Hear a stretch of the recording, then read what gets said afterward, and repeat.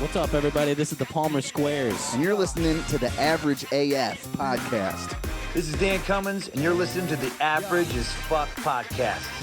Yo, what's going on? It's your boy Catalyst Bars, and you're listening to the Average AF podcast. Let's get it.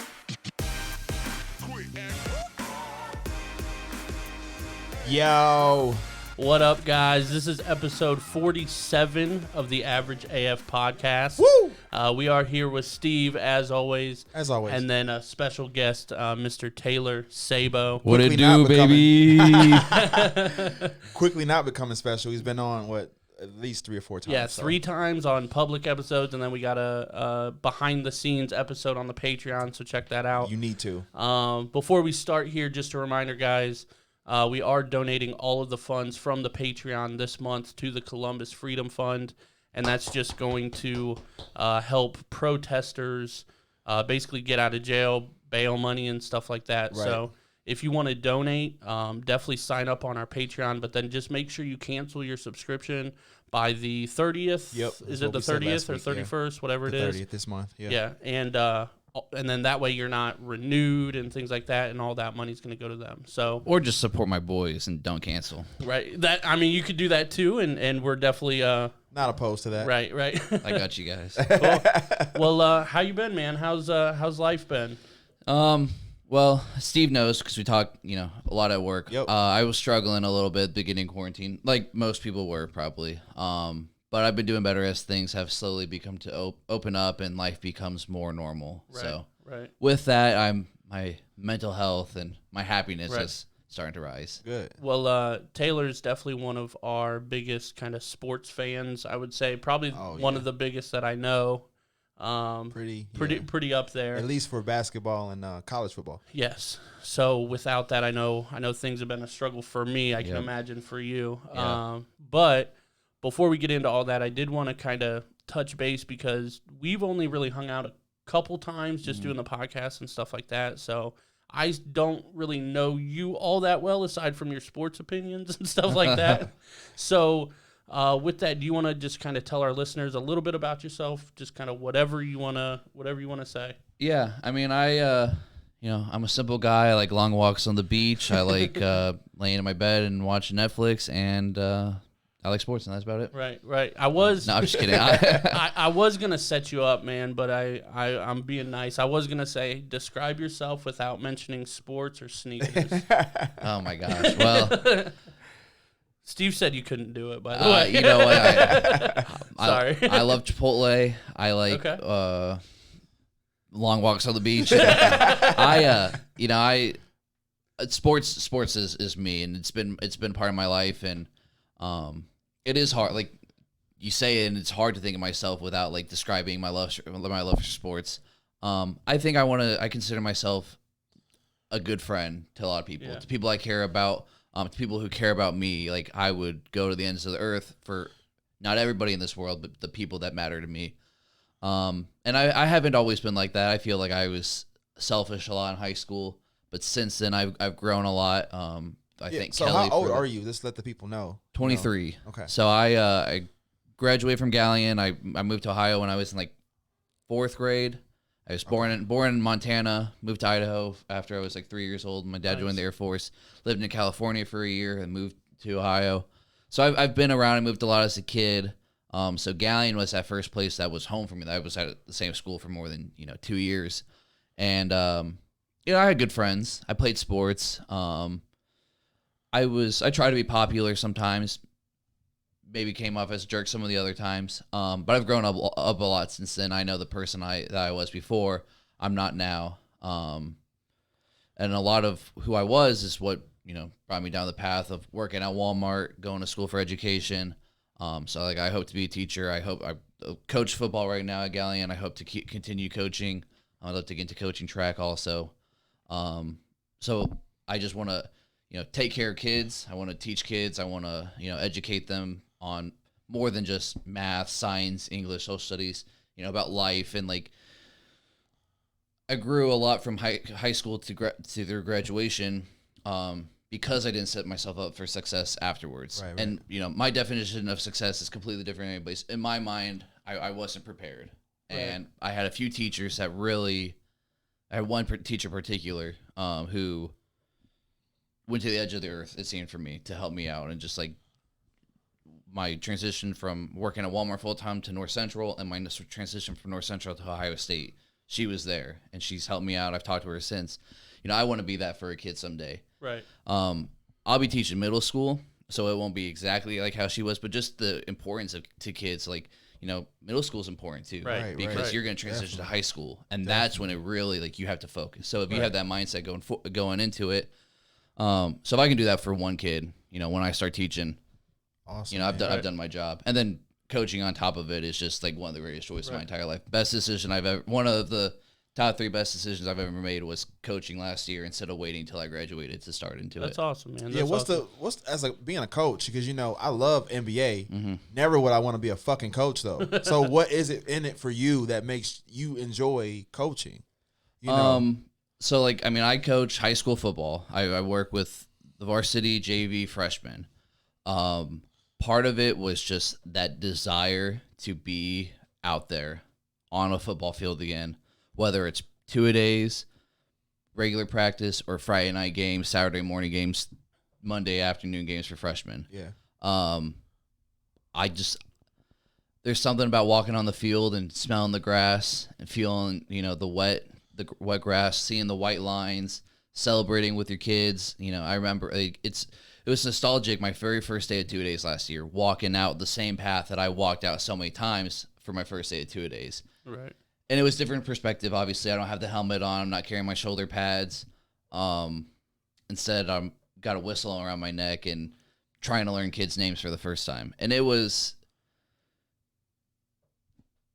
it's tough because, or it's not tough. I don't know. I'm struggling with saying how I feel, just because it is such a unique experience that, like, Yeah, unless for you get sure. into it, for sure. and like, I don't know, man. It was, like I said, my favorite part was just being there again and giving any knowledge that I have of the game to the kids, Right. and seeing them like use it or benefit it.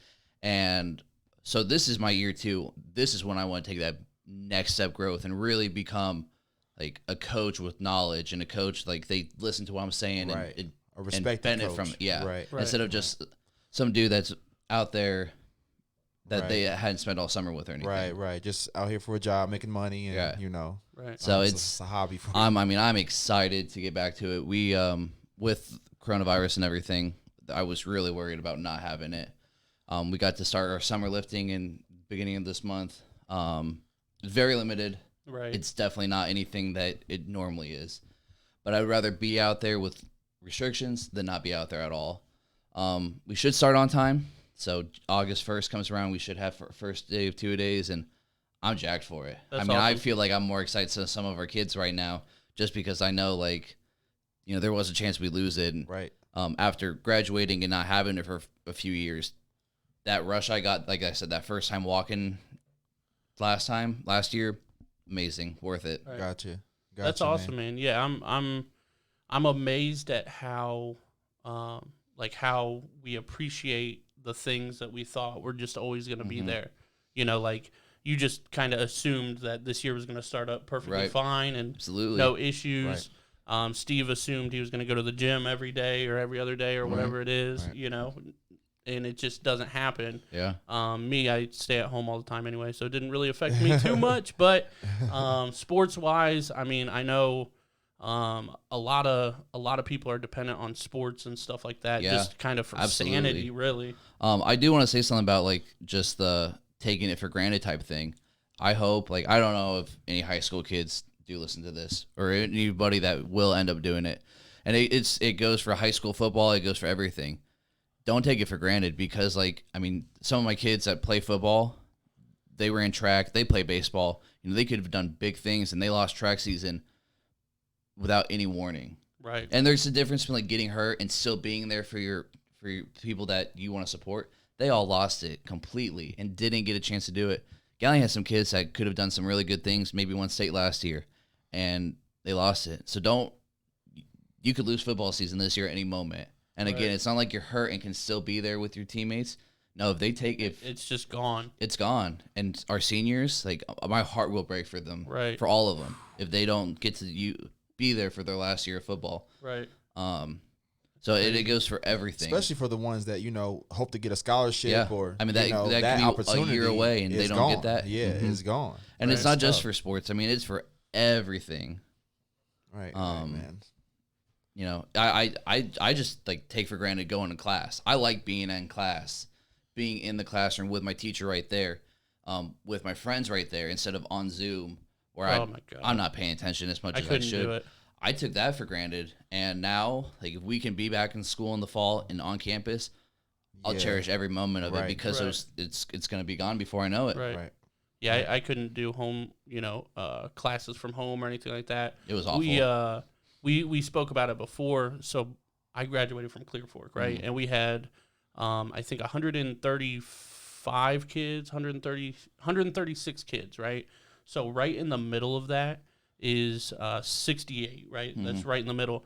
I was ranked 69th out of 136. Mm-hmm. Like, just didn't care at all. And this kind of goes back to your point about succeeding and stuff. Even if you don't take it seriously, which I definitely recommend because it's much easier if you do, but even if you don't, there is still, a potential to become successful. I think currently I'm not necessarily to the heights that I want to be, but I think for my age and my background and kind of things like that, I'm pretty successful, for myself. Like you said, it's different for everybody, but yeah, like I just always want to kind of drive home that you definitely want to take high school seriously, you definitely want to take college seriously, but if you're at a point in your life where you're past that, it's still not over. No, like absolutely. You Turn it still around. Set your goals and work hard for yourself. Right. Or if you have kids, work hard for your kids. Right. Right. Yeah, and that definitely kind of put my ass in gear a little bit is when I had a kid. Like I think we talked about this just a couple weeks ago.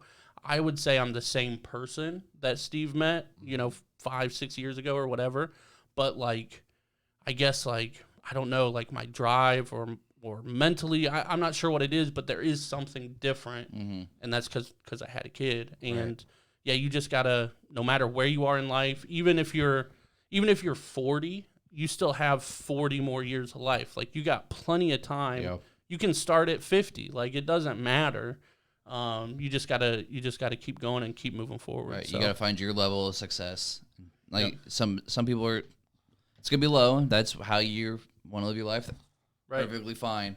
But just find what's right for you and work towards it. And if you feel like you've been kind of in the low points of life, and you can turn around, you really can, and do good things in your mind. And for sure. Yeah, man. One more thing about you. So, you are engaged to be married. Mm-hmm. Yep. When do you plan on doing that? Is that something in the near future? Is that something down the road? Congrats, by the way. Thank you. So we got engaged in December. We just hit our 5 years together. June 5th. It was our 5-year anniversary graduating from high school. We will still have 2 years of school left. I spent 2 years out of school before I went to North Central. Spent a year at North Central, and then I had my 4 years of undergrad at Ohio State for education. She, from the very beginning, she knew what she wanted to do when she was in middle school. She wanted to be a vet.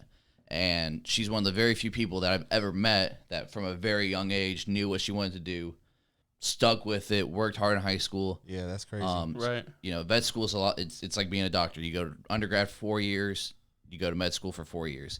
So she was at Findlay to do her undergrad, applied a year early just to kind of get her feet in the water of like how does the application process work and all that.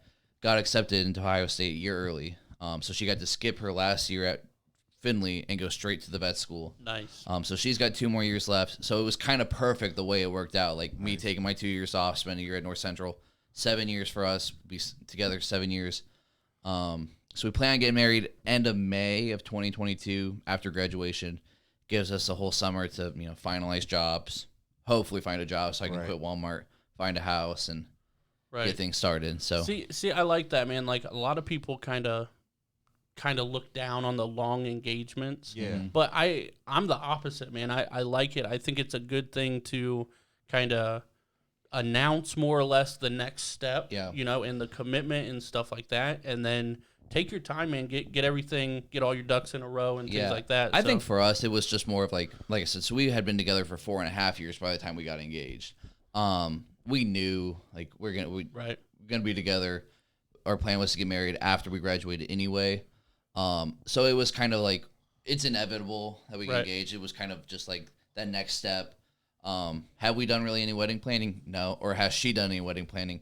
Not really. She has in her head. I'll tell you that right now. She knows exactly what she wants. She was doing that way before we got engaged.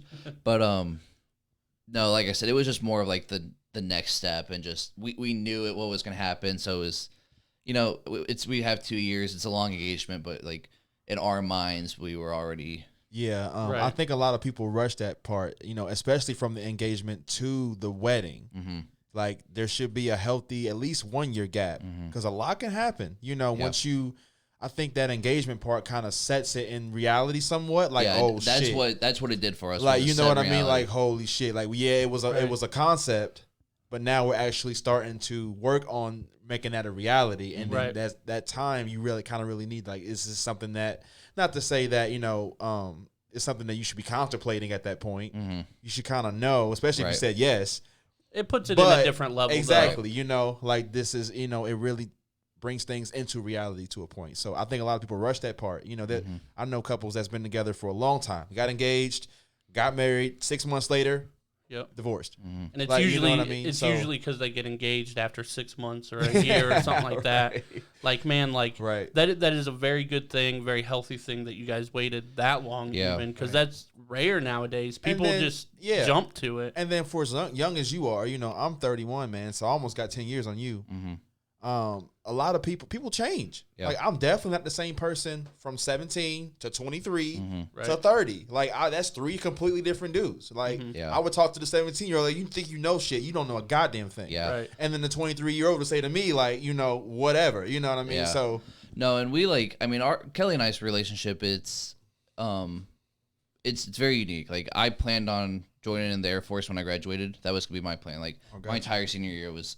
Because I grew up in a military family, the Air Force is, you know, it's what I planned to do, serve my country, blah, blah, blah, all that. We started dating, like I said, the day we graduated from high school is when we officially started dating. And it was kind of one of those things, I'm like, if it doesn't work out, I join the Air Force. If it does, I don't. Right. Well, 5 years later, I didn't join the Air Force. But Kelly's helped me grow so much as a person, as a man. Like I said, I owe my one teacher a lot of what I've done now. But I owe a lot to Kelly. Like I said, she's the only person I've ever met that, you know, as a child knows what she wants to do. She's worked towards it. So she showed me what hard work can lead to, what setting goals for yourself. Right. And she definitely works her ass off in everything. And I'm not quite at that level of it. Sometimes I get distracted. I, you know, maybe get discouraged a little bit and hold back. But she showed me what grinding really can do, and because of that, like nice. A lot of people don't have that, man. Yeah, that kind of. So and I kind of look at it like, well, I didn't join the Air Force, so I have to stay with this one, or else. So see, and I mean, like Steve said, a lot of people don't have that drive, especially knowing as a young kid that that's what they want to do, and that's me, man. Like, you know, if anybody that knows me long term, like. I don't stick with shit for very long at all. Like I get very bored with things and move on. But it's been cool, man. The podcast is one thing that I've stuck with and like am fully dedicated to and haven't gotten bored with. I've gotten maybe frustrated here or there, but that's just natural. Part of learning. Right. I see the growth just with the podcast, like knowing you from the podcast, the growth of the first time I was at Steve's house and we had that was wild. That was a long time ago. Holding a mic and you had your computer, but a whole different like sound. And you know, the second time to the office, and now I'm here. You have a whole new equipment, camera, like the growth that you put into it. It's unbelievable. And like, you know, if you could do that for this, like I know what you'll be able to do for yourself in life. Right, man.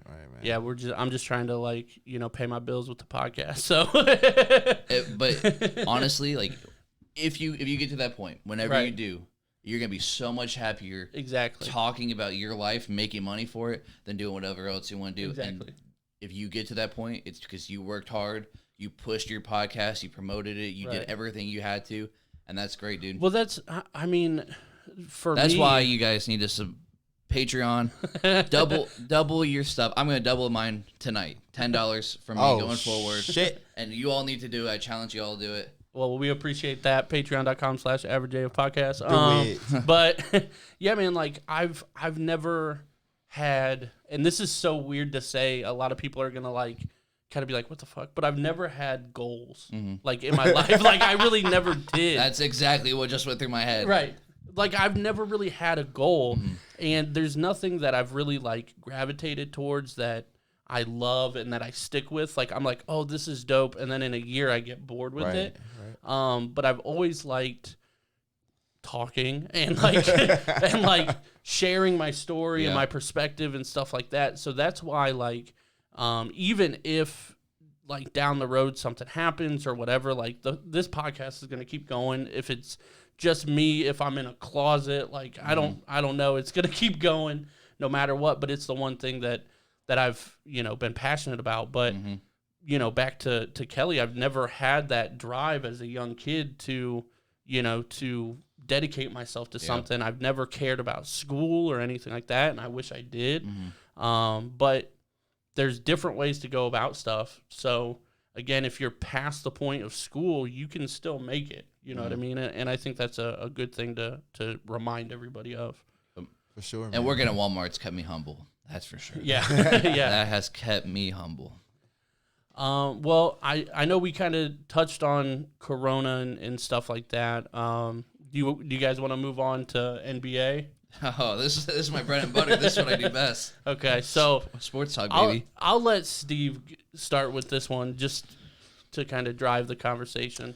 Okay, so as most people probably know already, the NBA is planning on starting back up July 31st. I think Moved it up July 30th. Oh, okay. Wow. So it's breaking news. You didn't right. know? No, I did not know that. However, I think there's some kinks to work out still, to my knowledge. But let's acknowledge what a particular player would like for it to happen with the rest of the NBA season, and that's Mr. Kyrie Irving. Kyrie Irving. Kyrie Irving. I'm fine with that. No, I'm just kidding.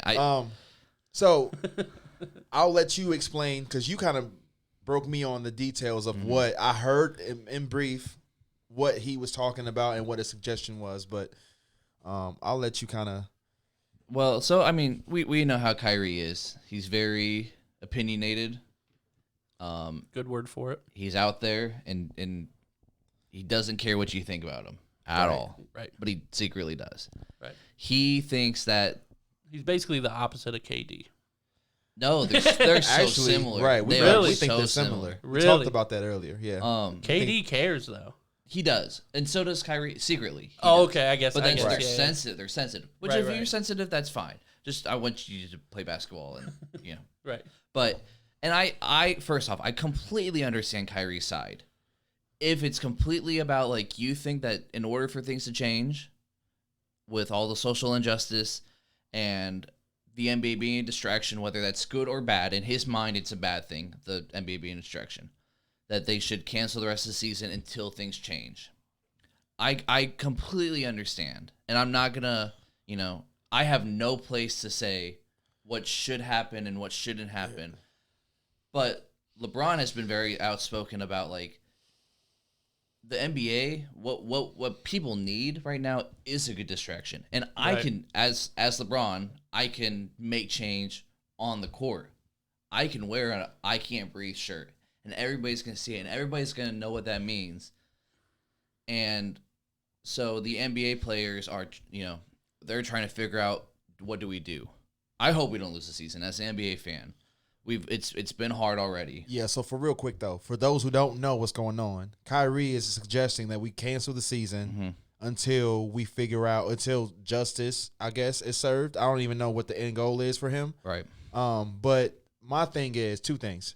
First of all, what does that mean exactly? Like, what has to happen exactly, Kyrie, for you to be like, okay, we can resume basketball now? Right. Is it that, I don't even know. Like, we have to go without any black people getting shot by cops for 2 years? Or, I mean, what's the... Right, what's a timetable? Like, Yeah. What's a worst thing that can happen that would make you reset. Like, nothing's gonna change. And then my other gripe was, and I want to hear what you think about this. As soon as I heard it, I was like, dude, if the Brooklyn Nets was first in the Eastern Conference and KD decided to come back, you wouldn't be saying this. Mm-hmm. Right. You would, you know what I mean? It wouldn't be like, oh, well, dang, we got our whole squad back, and yeah, we're leading the East, but no, I feel like we should. No, I do not see him saying that. And it's the same thing as does Kaepernick take his knee originally if he's still the starter and the 49ers are, 5-1 and doing really well? Does he do it then? That's a lot of people, their gripe, and that's a completely different thing for another day. But just an example, their gripe was like, well, the only reason did it was because he wasn't playing much anymore. Is that the same thing with Kyrie? Is it not? Well, the other thing that Kyrie has to realize, so like I know Kyrie spoke about this. I know Lou Williams spoke about it a little bit as well. And then Steven Jackson. I didn't know Lou says anything. I don't know exactly what he said, but the Clippers don't need him. They're gonna lose anyway to the Lakers. So.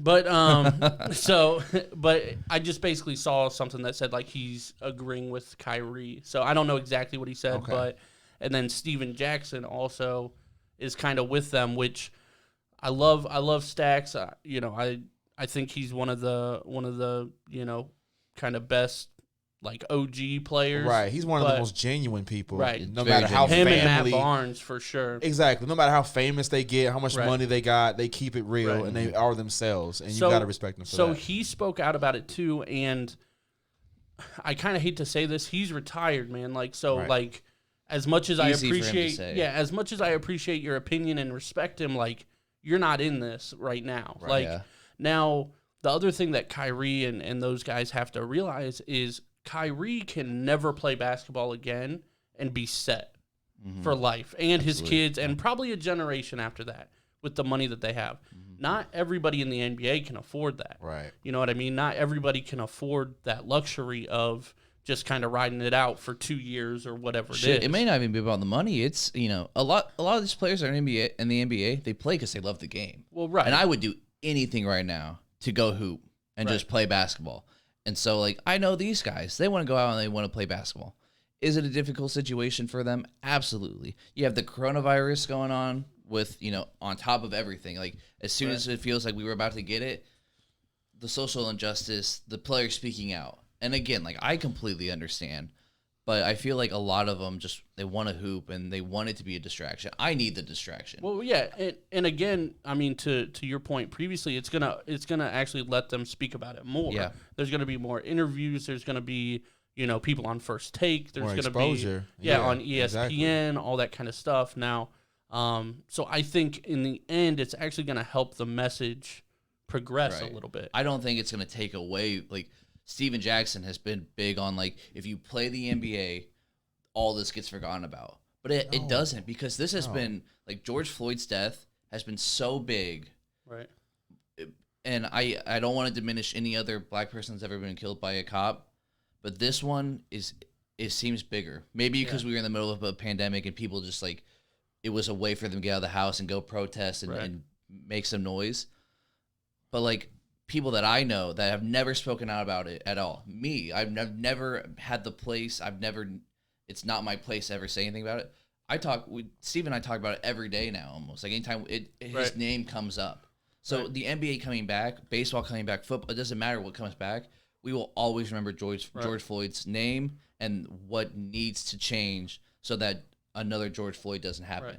And LeBron, Kawhi, Giannis, all those players will make a statement bigger than not playing will.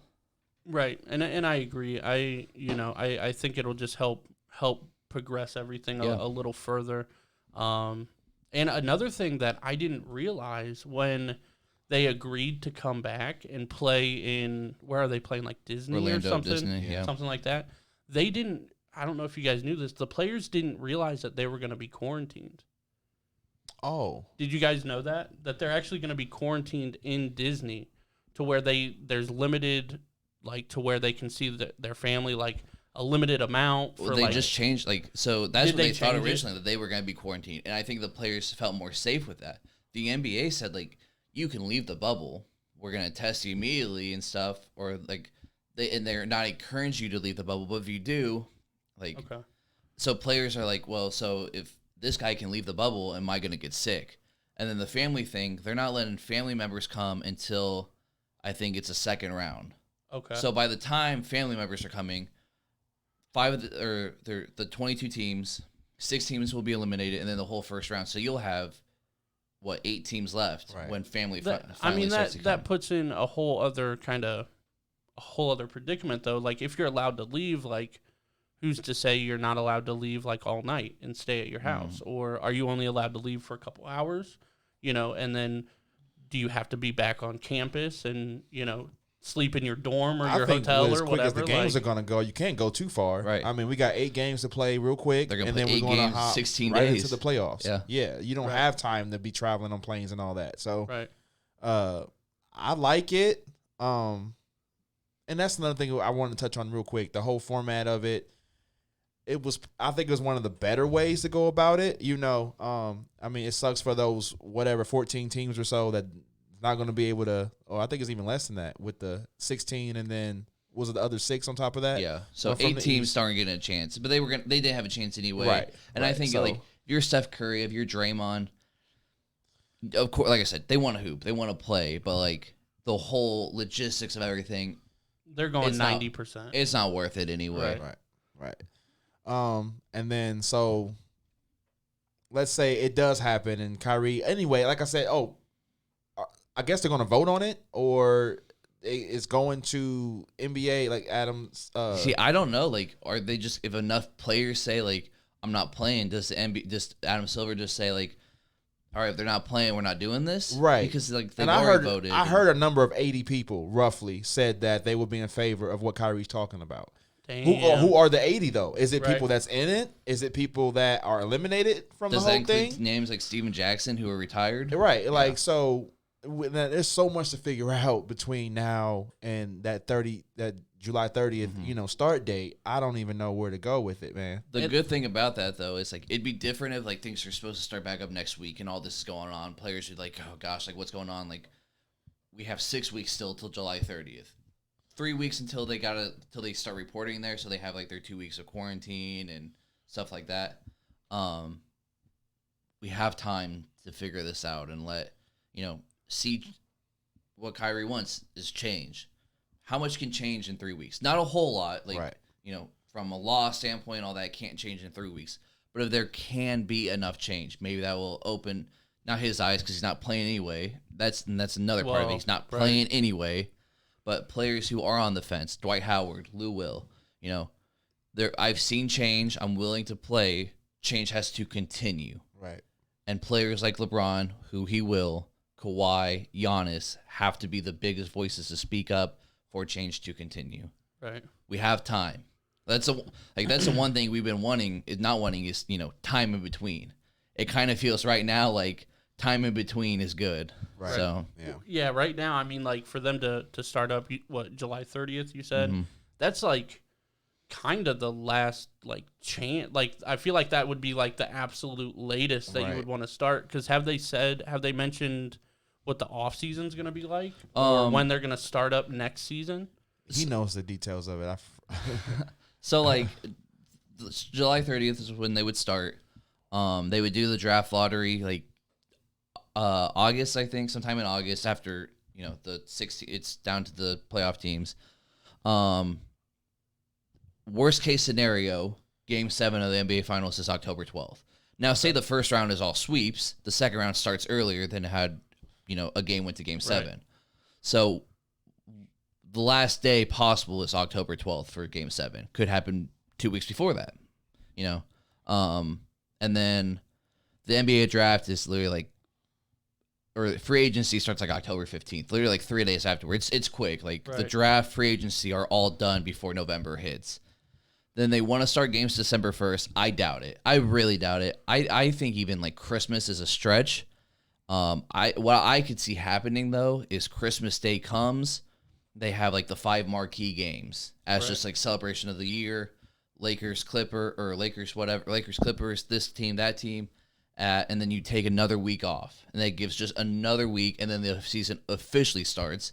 You just allow Christmas Day to be the Yeah, it's start of it. It's gonna be hard to. I mean, start and how by, cool would it be, like LeBron on Christmas Day, Right. Lakers home court against the Clippers, getting their championship ring. Yeah, Like, it would just be so cool. Like, title number 4, the banner drops, Pau Gasol's back out on the court with us. All Like, right, it's just guys. gonna be So awesome. that was episode 47. No, I mean, it would be cool, but at the same time, like, I don't know. I feel like the first game of the season always sucks.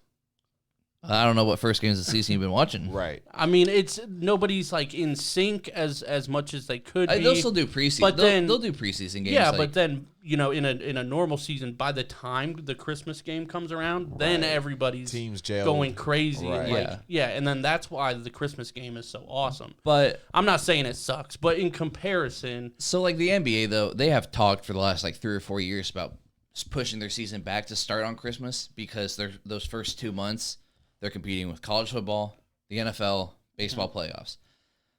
I watch the NBA over baseball playoffs, but I'll watch college football and the NFL over the NBA. I'll pay attention a lot more than a casual fan. But if they start on Christmas, then that first month is only competing with NFL playoffs, and that's it. College football is done for the most part.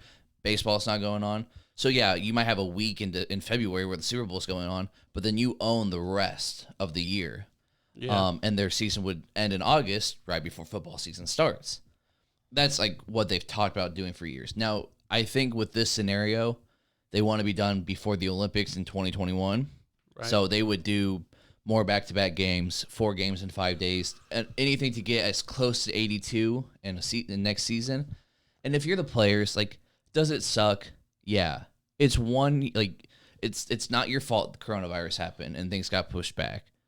But you can do 1 season of back-to-backs and 4 games in 5 days if it means you're not losing your money. Because that's what, I mean, they're doing their Right. job for a reason. They want to make their money. You know, LeBron wants his full contract.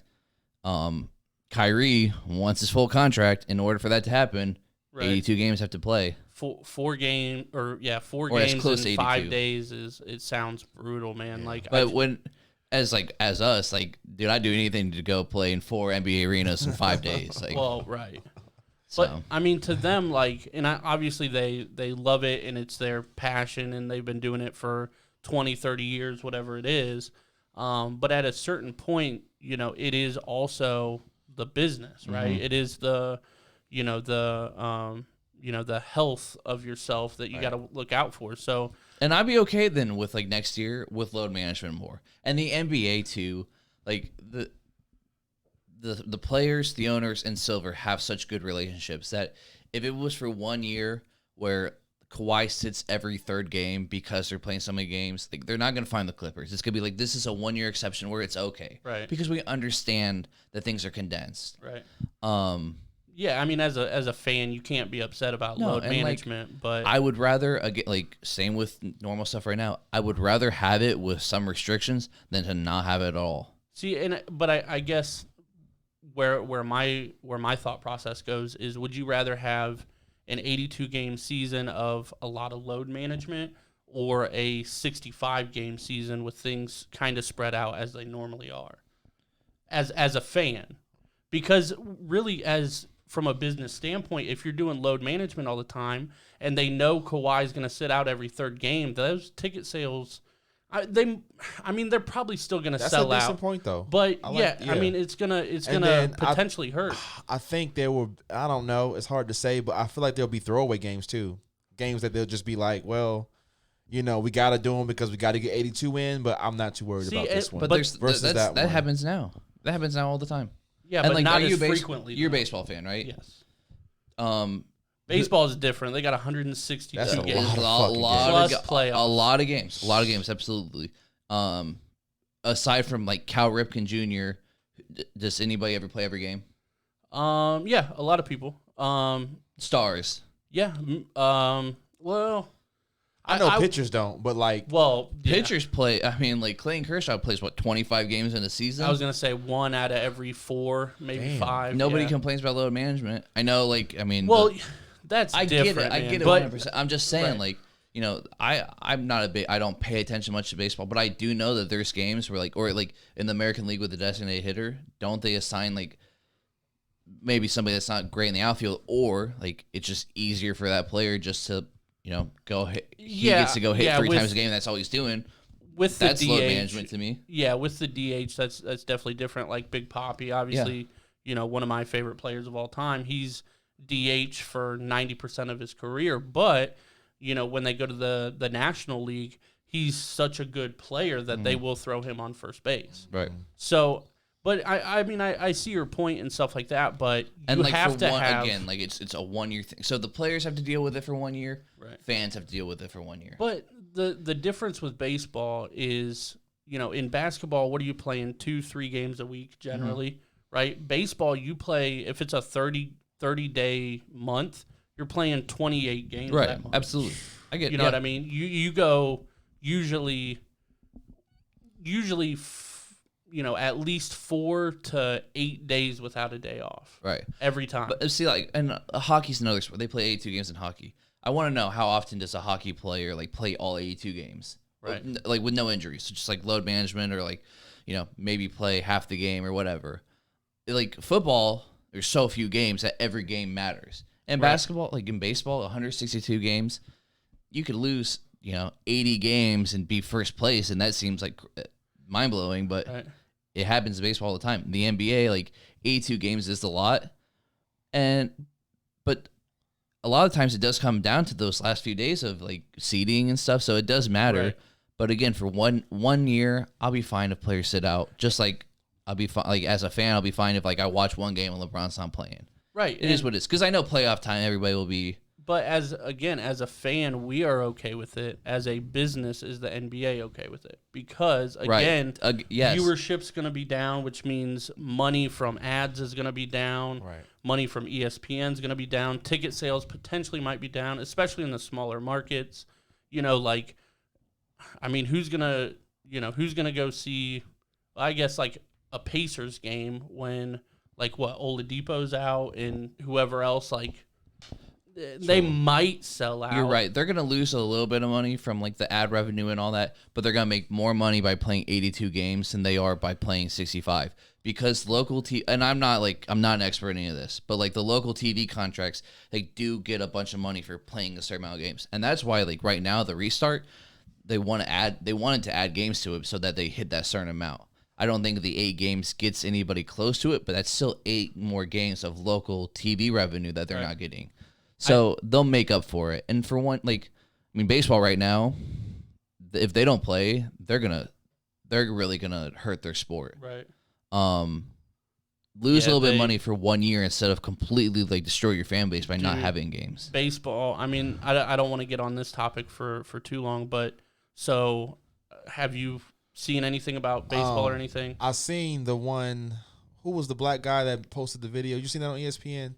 Dude, I don't even watch ESPN. It's all about Corona or the movement. Or he was pretty much mocking the negotiations between it's ownership bad, man. And it's bad.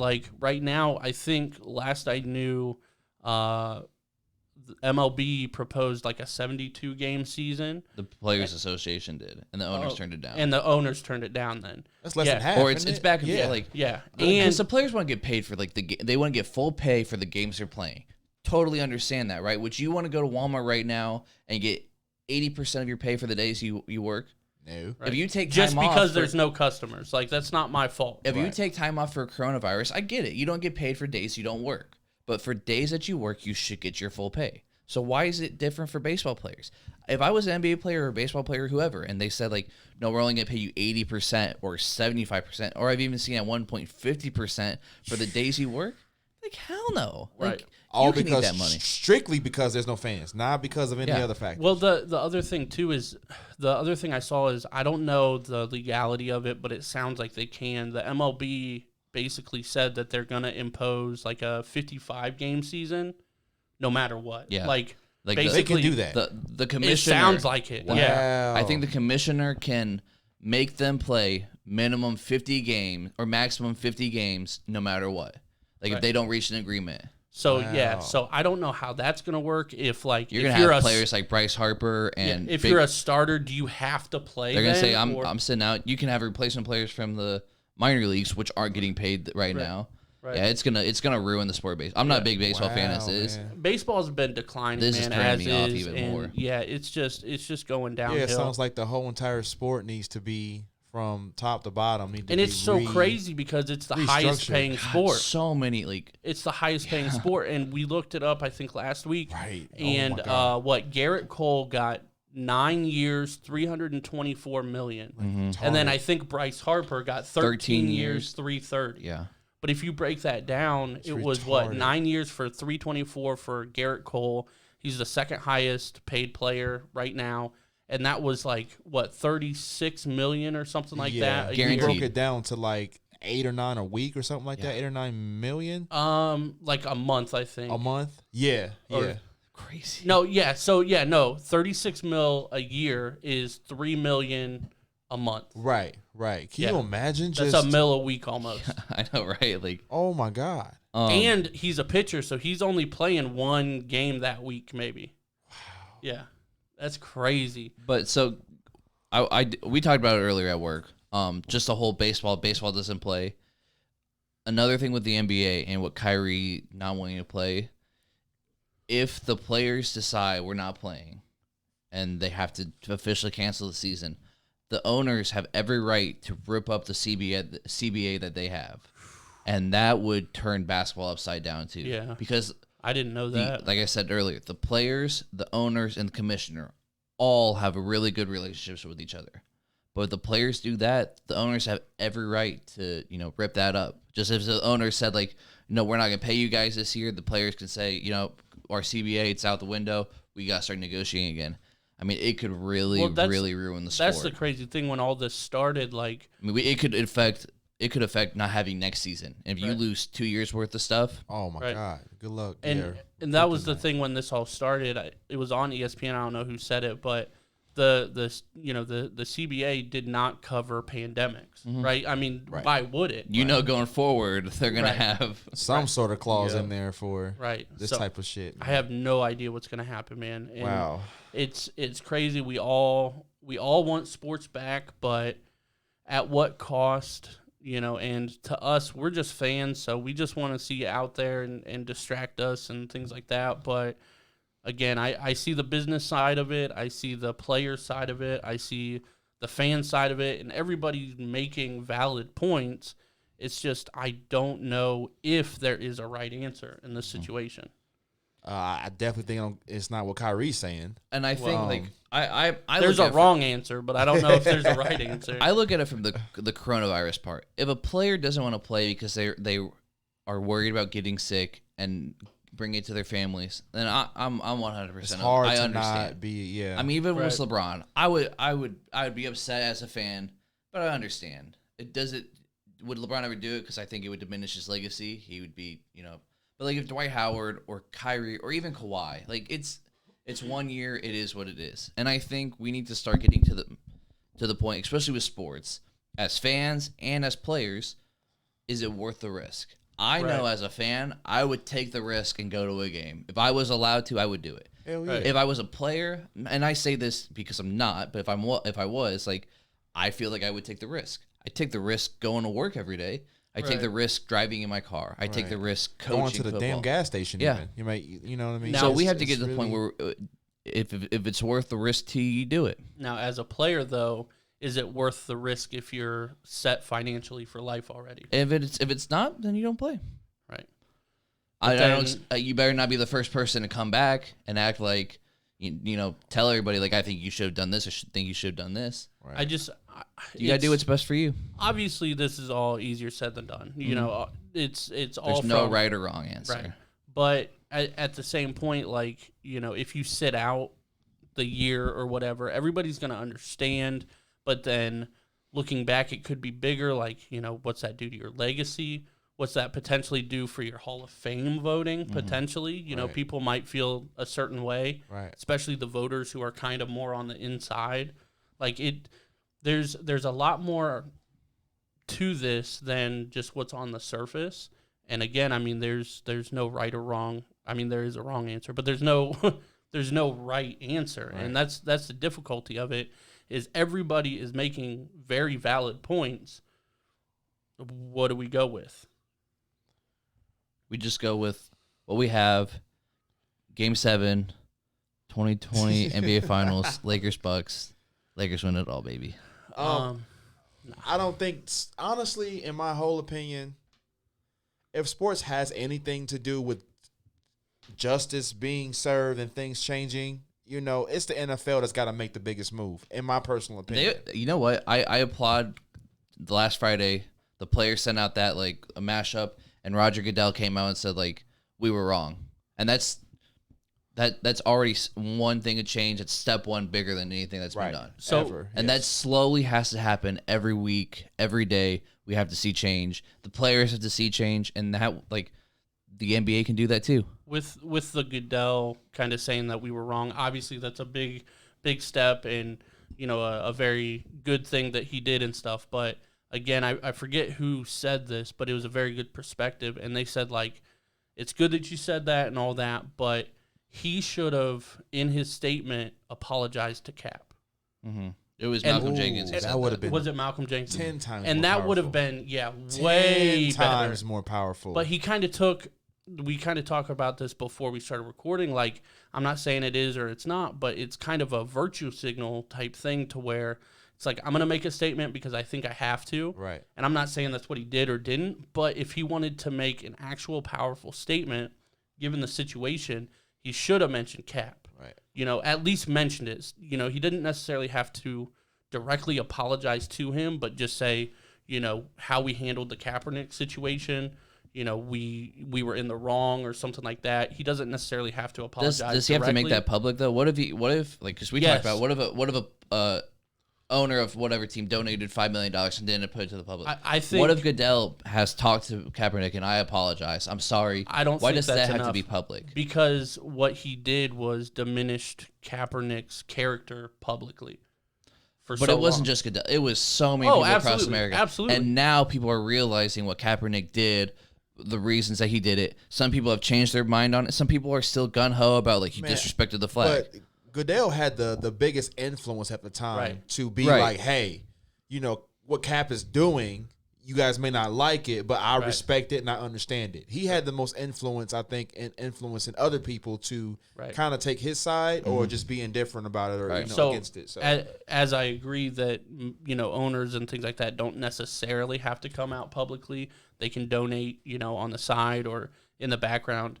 Kaepernick, you got to say something publicly. You have to. And I personally think, and I have no clue for real, but I think once the season gets closer, first off, I think Kaepernick is going to get an opportunity to try out for a team this year. I think owners have changed their guard. I think he's been out of the league for 4 years. How good is he going to be? I have no idea. I think he's going to get an opportunity, which is what he deserves. And I think they're going to turn it into a money thing, which is fine. It's going to bring awareness.